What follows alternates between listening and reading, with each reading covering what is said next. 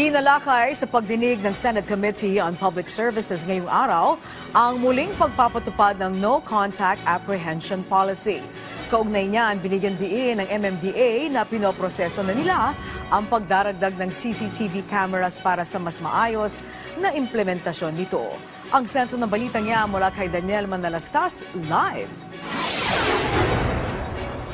Yes, Angelique, umabot na nga rin dito sa Senado ang usapin ng NCAP o yung implementasyon ng No Contact Apprehension Policy. Matapos kang pinalakay din yan sa pagdinig ngayon ng Senate Committee on Public Services. Binusisi ng mga senador ang pag-iimplementa rito ng pamahalaan.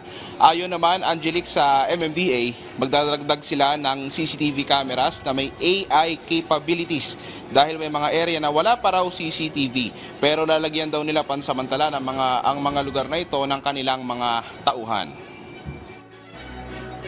So wala na tayo makikita ng mga traffic enforcers dyan nakaabang sa EDSA, namamara, lalong nagpapadagdag sa traffic dahil matraffic na nga, magpapara para sa sasakyan at yung sasakyan nakabalanda dyan sa kalsada. So it's not gonna happen anymore dito sa NCAP. Yun po ang kagandahan ng NCAP kasi gusto nga natin malesen yung human intervention because alam naman natin it takes two to tango.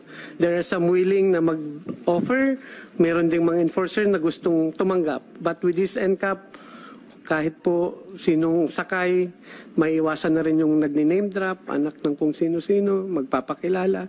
With this NCAP, matatanggap mo na lang po notice of violation.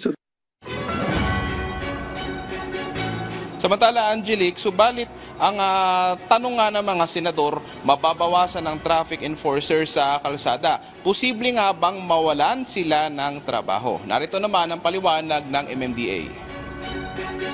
Siguro po, fully implemented at CCTV na lang ho lahat. Pwede yung mabawasan talaga. So maraming mga traffic enforcers mawalan ng trabaho? Hindi pa naman po sa ngayon kasi ilan pa lang ang CCTVs namin na nagko-cover ng NCAP 350 something pa lang po. So hindi pa naman kaya i-cover the entire circumferential.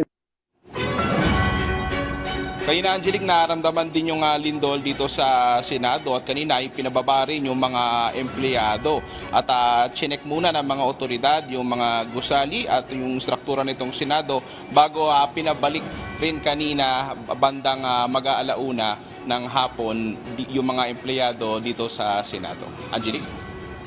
Ayas, Daniel, natanong ba ng mga senador kung may paraan para umapela ang isang nabigyan ng ticket kung sakali mang talagang feeling niya mali yung interpretasyon ng camera?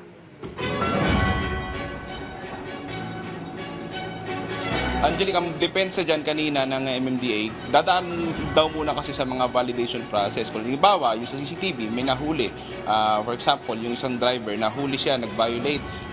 Makikita rin sa CCTV, pero dadaan pa daw yan sa mga validation process. Pero may paraan naman din kung sakaling magkakaroon ng kailangan nilang i-reklamo or i-contest yung mga nahuli sa kaya. Kailangan nila may pag-ugnayan nga sa mga otoridad. Angelique? Alright, maraming salamat, Daniel Manalastas.